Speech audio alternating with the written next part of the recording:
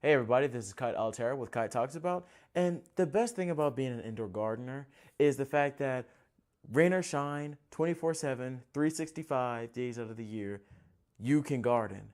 It doesn't matter what's going on outside because everything is temperature controlled inside.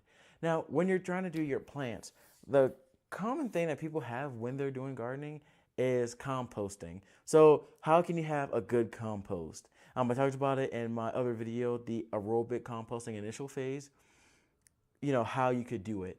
But the problem is that what if you want a more automated compost? Meaning, instead of having to ensure the heat's correct, make sure that the moisture level is correct, how do you do that automatically?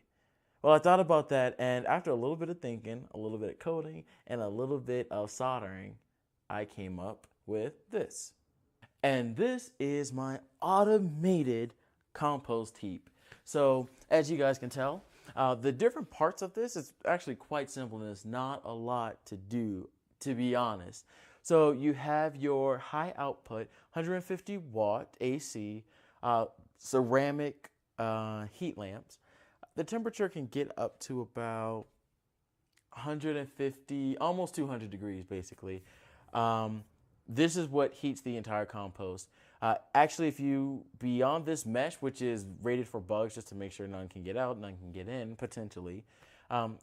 Beyond this, there are actually three holes. So under each lamp, there's a hole that goes all the way down to the bottom of the compost heap, and that is so the bacteria and can get excited because it is warm, it is moist, and there are a lot of nutrients. This compost heap actually has over 40 pounds of coffee grounds. So thank you, Starbucks. It was great. It took a long time to get all this in. And what I did was put it in layers. So I had soil, then I had straw, then coffee grounds, then soil, straw, coffee grounds. And I kept alternating in layers like that so that there's an even distribution of all the materials I used. You have your browns, which is the straw, and you have your greens, which are the coffee grounds. Now, admittedly, at the top, I still had about a 20-pound bag of coffee grounds left, so I kind of just ripped it over and just poured it all on the top and then put soil as a cover.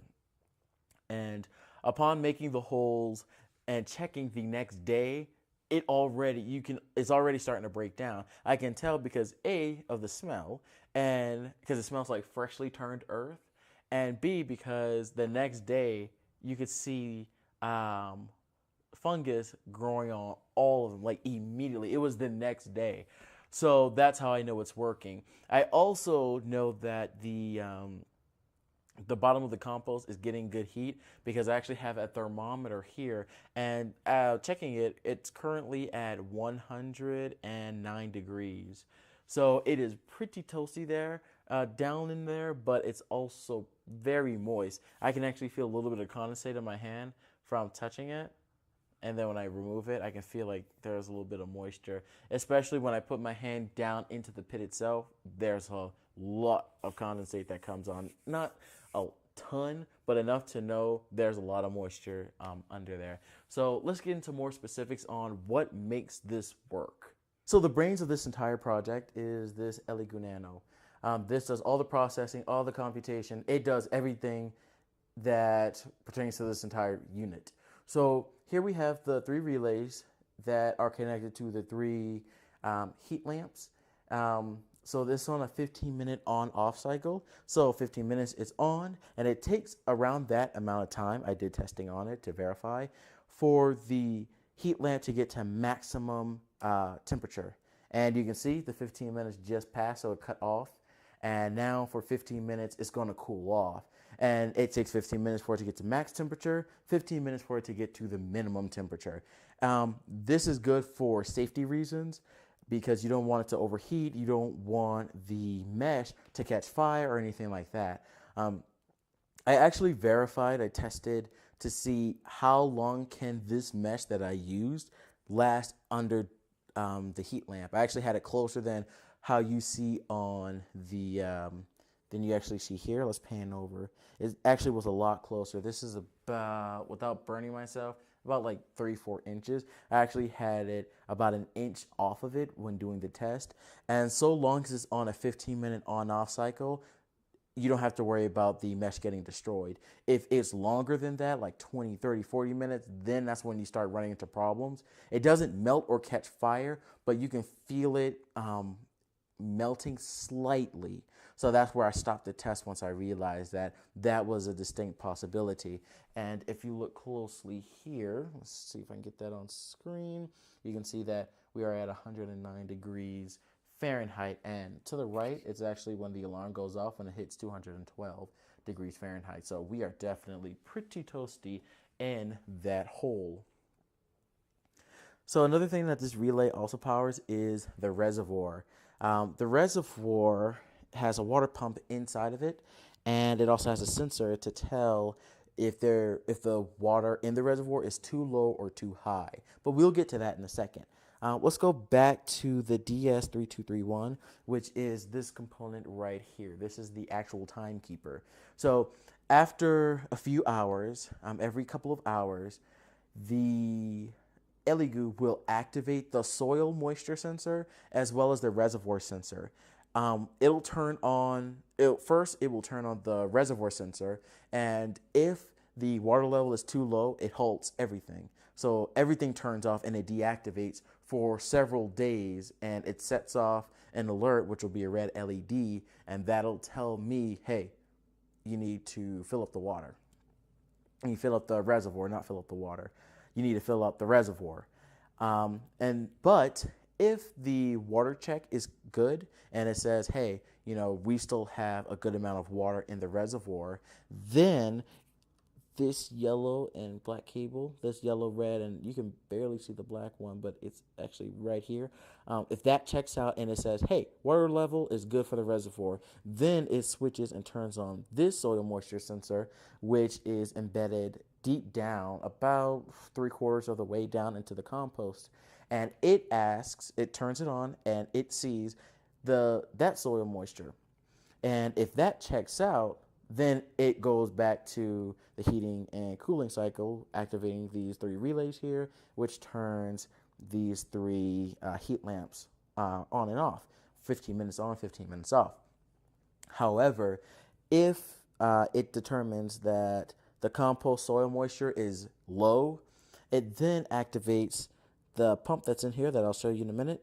And if you can see the tube, which, let's just move this camera a little bit. There you go. Now you can see it. It activates this tube, which goes down to the bottom of the compost heap, and it'll do that for about 5 minutes. So it checks it 3 times a day, and it'll activate the water pump if need be for 5 minutes apiece. The reason why, and I'll show you the code around the end of this video and how it all works, the reason why it checks it 3 times, I have 3 different times on there, is because of the 15-minute cycle. So because this turns on and off for 15 minutes, I don't know exactly what time it's going to turn on, because when you press the reset button, that resets everything.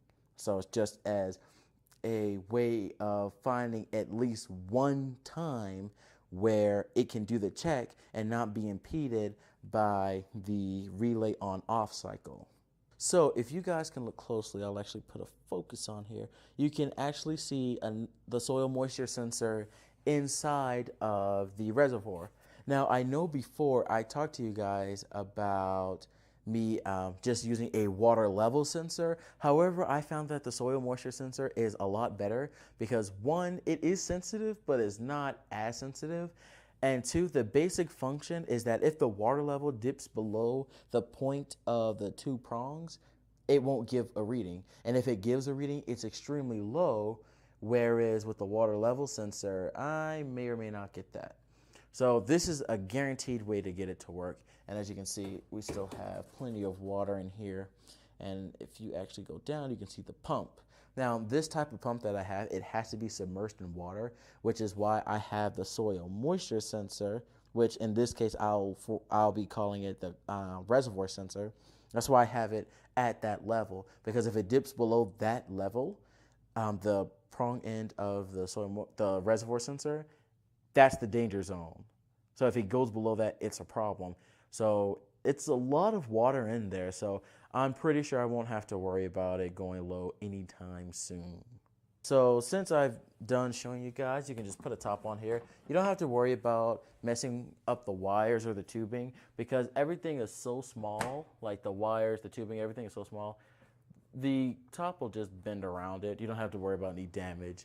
And bam, you are perfectly secure. Alrighty guys, so here we are. We are on a sketch called Compost Heater. So the first thing is the RTC library. So this is for the real-time clock, the DS3231. I already talked about it in a previous video, which I'll have linked up into this video as a little cookie. Just know here's everything that I have started. Red, green, blue, you can see this for yourself. Everything that I put in and the respective pin attached to it. Also for this DS3231, I put in these variables, which is Y time, month time, D time, H time, minute time, and S time. These are for the year, month, day, hour, minute, and second. And also I had to do compost moisture and bucket moisture. So first thing that happens, identified all these as outputs, and this will be how they all start. Everything's going to be low. Notice lamp 1 through 3 as well as the water pump are all high. When doing experimentation with the relay, high equals low and low equals high. So if you want it to be on, you have to turn it low. It's weird, but that's how it works for some reason. This will be the power on self-test. This part that says, this section right here. This will all be the power on self-test just to verify everything is working. And then that's when it starts the RTC. We already talked about this, so we're just going to skip to the meat and potatoes, which will be here. So this is all that you need to make this work. Beyond the RTC part, this is it. So from here all the way down, this is a little bit of code. It's not a lot. All right, so I'll take you through it. So here we go. First thing I did was reference everything for the RTC.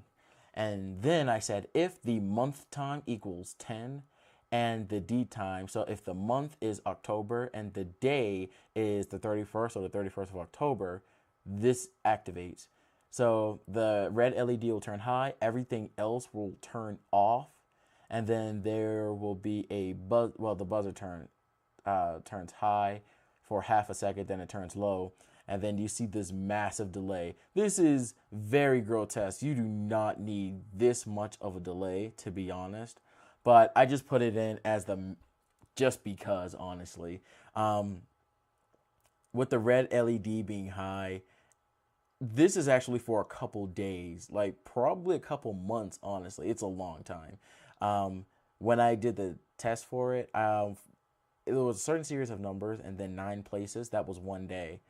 This is about 50 or 60 paces. So this is grossly unnecessary. I just put it in so I know without a shadow of a doubt this will work.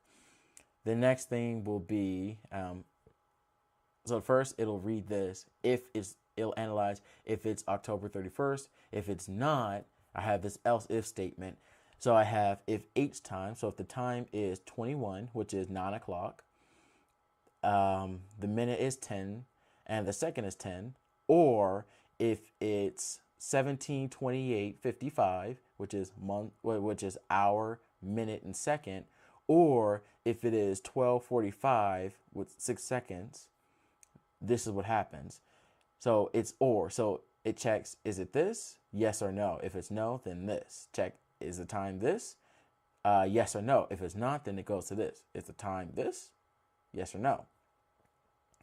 And if any of these 3 variables are true, then a digital write, so the bucket sensor, that's actually the reservoir sensor, that turns high, and then it prints the bucket level on the serial monitor, and it'll delay it for 3 seconds. After those 3 seconds, you don't have to have the delay as 3 seconds. This is optional. I just decided to do it so then I have enough time to see, hey, it got this level. So the delay is unnecessary. You don't need it, but I have it. Next is if the bucket moisture sensor, and this is where it gets tricky for me to read it because I'm trying to understand which direction is reading it from. But it looks like if the moisture sensor, if it's under 300, then the red LED turns high, all the lamps turn low, and the water pump as well. Everything basically turns off. And I see here looks like I have water pump in here twice, which is unnecessary. So I'll just X that out, didn't notice it before. And the bucket sensor will turn low. And then this will be the delay, which is a long time. If it's not, then it'll jump down to here instead. So it's gonna do this top part. Then is this the bucket? Is this the reservoir sensor or the bucket moisture sensor? If it's not, then it just like, okay, it's not, move down to here. Now notice I have the bucket sensor turning low on both occasions. So if it is below 300, then it'll turn everything on. It'll turn everything off except the red LED. And it'll also turn this back down. Now the reason is because if you keep it on, that heightens the chance that it'll get rusty and it'll lower the lifespan. So here I have it turned off, and if it's not below 300, then it'll turn off anyway. Then it'll digital write the compost sensor. So first it has to see, is there enough water in the reservoir to do anything? If there is enough water, then the compost sensor turns high after the bucket sensor turns low. It reads everything, gets the moisture level, and then there's a 5-second delay. Again, this delay is unnecessary. I just put it on. Then it does a comparison. If the compost sensor is, in this case, from doing my testing, I verified, if the compost sensor is less than 300, then you turn the compost sensor off, you turn the water pump on, as well as the blue LED, so I know it's watering at that time. Turn everything, the rest of the LEDs off, just in case there's a bleed. And for about 5 minutes, I believe, this is what this delay is. You need this delay. This delay is not optional. This is how long you want the pump to activate. And then after that delay, you turn the water pump off as well as the compost sensor. So remember, no matter what, the compost sensor is going to turn off. If none of those are true, then it's to do nothing. So at this point, it'll say else. There's nothing to do. So it's automatically going to skip to here. So once all of that is done, then it's going to turn on all the lamps. And the compost sensor, you can see, no matter what, compost sensor is off here. Compost sensor is off here. It's just in case. And then it'll wait for, I believe this is 15 minutes. So remember, low equals high for this relay, the JB Tech 8-channel relay, which I did a review on about a month or so ago. And then after those 15 minutes of it being on, then it'll turn it off. Remember, it's the opposite. And then it'll wait for another 15 minutes. And then after those 15 minutes, it'll jump right back up to here, to the if statement again. So it'll go, 1 second will pass, and it'll take the time, the date, and all that, and it'll just keep looping through this. So that is the code. It's not a lot, and I'll actually have a description in the description of this video. I'll have the code down so you guys can copy and paste it however you want to. If you have any questions, just let me know. But one thing you need to note is that these angle brackets, I can't have angle brackets on YouTube comments, so I replaced the angle brackets with parentheses. But I also make sure that I have a comment that says replace these parentheses with angle brackets. So you can find the angle brackets next to your M key and question mark. So you just press Shift and the keys next to those, and it'll be the little less than and greater than symbols. So this is the code. It's really simple. So let's get to our closing statements. Alrighty guys, so that is the video. That is the total breakdown of how this compost heater works. I'm so glad to actually be given this opportunity. getting into microcontrollers and being able to program all of this. If you guys have any questions, comments, concerns, or anything, please let me know down in the descriptions. Please like, subscribe, and share. Definitely share this with your friends, because I'm sure there are plenty of indoor gardeners who would love to eat this up and say, hey, all you have to do is just get the items that I have. The code is in the description. And once you have the code, all it is plug it in, copy, paste, buy the items that I have, and then you're good. And you already see the items that you need for it. So if you need any further discussion on it, let me know. More than happy to help you guys.